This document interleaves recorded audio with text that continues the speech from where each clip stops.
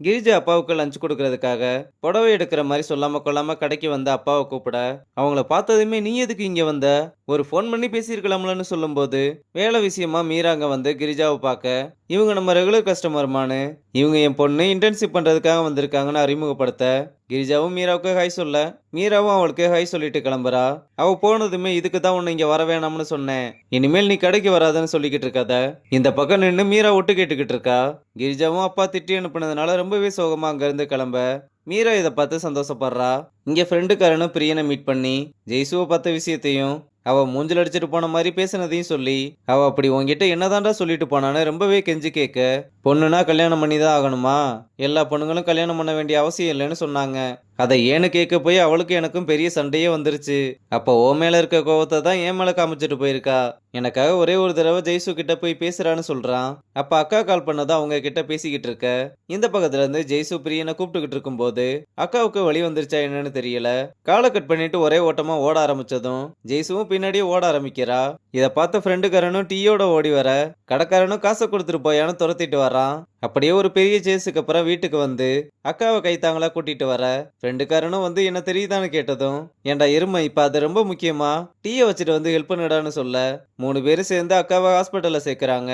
அப்புறம் ஃப்ரெண்டுக்காரங்கிட்ட அவசரத்துல வீட்டை பூட்டாம வந்துட்டேன், அதை மட்டும் நீ போகும்போது பூட்டிட்டு போயிருன்னு அனுப்பி விடுறான். அப்ப ஜெய்சுவாங்க வந்து உங்க மாமாவுக்கு கால் பண்ணி சொல்லிட்டீங்களான்னு கேட்க அப்பதான் அவருக்கு கால் பண்ணவே இல்லையேன்னு ஞாபகம் வந்து வேகமா கால் பண்ணி இன்ஃபார்ம் பண்ண, நீ அவளை பார்த்துக்கோ, நான் பர்மிஷனுக்கு ஒரு மெயில் மட்டும் போட்டுட்டு வரேன்னு சொல்றாரு. அப்ப டாக்டர் அவங்கள கூப்பிட்டு அவங்களுக்கு பனிக்கூட உடஞ்சதுனால குழந்தை அந்த ஃப்ளூட குடிக்கிறதுக்கு முன்னாடி கண்டிப்பா நம்ம சிசேரியன் பண்ணி ஆகணும்னு சொல்லிட்டு போனதும் பிரியன் ரொம்பவே பயப்படுறான். ஆனா அடுத்த கொஞ்ச நேரத்திலேயே ஆபரேஷன் பண்ணி குழந்தைய வந்து கையில கொடுக்க பிரியனும் ஜேசுவும் ரொம்பவே சந்தோஷப்படுறாங்க. அப்புறம் குழந்தைய அக்கா கிட்ட காமிச்சிட்டு வெளியே வர மாமா அங்க வந்ததுமே கட்டிப்பிடிச்சு வாழ்த்துக்கள் சொல்றான். மாமாவும் அக்காவையும் குழந்தையும் வந்து பார்த்து ரொம்பவே சந்தோஷப்படுறாரு.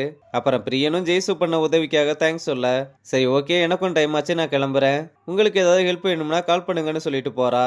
அப்புறம் மீரா பசங்க எல்லாரையுமே கூப்பிட்டு இன்னைக்கு கிரிஜா கடைக்கு வந்திருந்தாங்கன்னு சொன்னதும், அதான் வீட்டில் பாத்துக்கிறாங்கல்ல அப்புறம் எதுக்கு கடைக்கு வரணும், நான் பார்க்கும்போது அவங்க கையில லஞ்ச் பேக் இருந்தது, நானும் ஒரு நாள் கடையில லஞ்ச் பேக்கோட பார்த்துருக்கேன்னு ஜக்குவும் சொல்றான். சரி அதெல்லாம் இருக்கட்டும், அவங்க என்ன பேசுனாங்கன்னு கேட்க என்ன பேசிக்கிட்டாங்கன்னு சரியா தெரியல. ஆனா அப்பா அவங்கள இனிமேல் கடைக்கு வர வேணாம்னு சொல்லிட்டாருன்னு சொன்னதும் பசங்களும் எப்படியோ அந்த லேடி கடைக்கு போறதை நிப்பாட்டியாச்சுன்னு ரொம்பவே சந்தோஷப்படுறாங்க. இங்க வீட்டு ஓனரோட பசங்க எல்லாருமே ஃபாரின்ல செட்டில் ஆகி அவரும் அவரோட பொண்டாட்டி மட்டும்தான் இருக்கிறதுனால பேசுறது கால் கிடைச்சிட்டாங்கன்னு அடுத்து தள்ளிக்கிட்டு இருக்கும்போது அவரோட ஒய்ஃப் கால் பண்ணி பசங்களை பத்தி விசாரிக்க, நான் எல்லாமே நல்லா விசாரிச்சிட்டேம்மா, இப்பதான் கல்யாணம் ஆயிருக்கு, பசங்களை பார்த்தாலும் நல்ல பசங்களா தான் தெரியுதுன்னு, நான் எல்லாத்தையும் பேசி முடிச்சுட்டு கால் பண்றேம்மான்னு சொல்றாரு.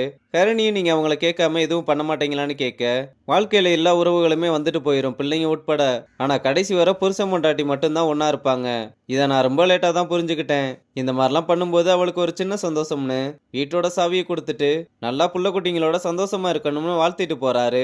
ஹரணியும் ஹவுஸ் ஓனரோட ஒய்ஃபா அவர் பாத்துக்கிற மாதிரி நீ என்ன நல்லா பாத்துக்குவியான்னு கேட்க, நீ என்ன லவ் பண்றதுக்கு முன்னாடி நான் உன்னை லவ் பண்ண வேண்டி, உன்னை எப்பவுமே இதே சந்தோஷத்தோட பாத்துக்கிடுவேன்னு சொல்றான். இங்க மதுவும் வீட்டுக்கு லேட்டா வர கிரிஜா வேகமா வந்து எங்க போயிட்டு இவ்வளவு லேட்டா வர, அந்த பையன் கூட தானே ஊர் சுத்திட்டு வரேன்னு கேட்டதும் ஸ்பீக்கர்ல பாட்டை போட்டு வால்யூமை ஏத்தி வச்சு கிரிஜா பேசுறத கண்டுக்காத மாதிரி அவ வேலையை பார்த்துக்கிட்டு இருக்கா. கிரிஜாவும் கத்தி கத்தி பார்த்து அவ எதுவுமே கண்டுக்கலன்னதும் என் பேச்சை கேட்கவே கூடாதுன்னு முடிவு பண்ணிட்டியான்னு வேகமா கிளம்பி சோஃபால உட்காந்து அழுதுகிட்டு இருக்கும்போது அப்ப அப்பா வந்து கிரிஜா கிட்ட கடையில ரொம்ப கோவமா நடந்துகிட்டதுக்கு வருத்தப்பட்டு சாரி கேட்க, அப்பா ரொம்ப கெஞ்சினதை பார்த்து சரின்னு அவங்களும் சமாதானமாகறாங்க.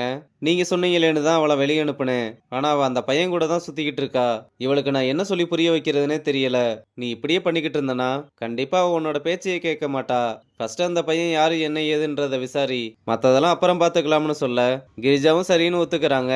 இங்க ஜெய்சு காலையிலே வந்து சமைச்சுக்கிட்டு இருக்க அம்மா வந்து என்ன இவ்வளவு சீக்கிரமா சமைச்சுக்கிட்டு இருக்கேன்னு கேட்டா, என் ஃப்ரெண்டு பிரியனோட அக்காவுக்கு குழந்தை பிறந்திருக்கு, அவங்க வீட்டுல லேடிஸ் யாரும் இல்லைன்னு நான் சமைச்சுக்கிட்டு இருக்கேன், அதுக்கு எதுக்கு முள்ளங்கி சாம்பார் வச்சுக்கிட்டு இருக்க, இதை சாப்பிட்டா அவங்களுக்கு கேஸ் ஆயிரும், இரு நான் பிரசவ குழம்பு வச்சு கொடுக்குறேன்னு சொல்றாங்க. இங்க கிரிஜாவும் மதுக்கிட்ட வந்து அந்த பையன் யாரு, அவனோட போன் நம்பராவது கூட நான் பேசி பாக்குறேன்னு கேட்க, பேசுறதுக்கா இல்ல மிரட்டுறதுக்கா, இதை பாரு அவர் தான் கேட்க சொன்னாரு, அந்த பையன் கிட்ட பேசினாதானே அவன் உனக்கு செட் ஆவான மாட்டானான்னு தெரியும், அவன் எனக்கு செட் ஆவான மாட்டானான்னு அவர் எதை வச்சு முடிவு பண்ணுவாரு, இதுல நீங்க எந்த முடிவும் எடுக்க வேணாம், என் லவ் அக்செப்ட் பண்ணா மட்டும் போதும்னு சொல்லிட்டு போறதோட இந்த எபிசோட முடிச்சிருக்காங்க.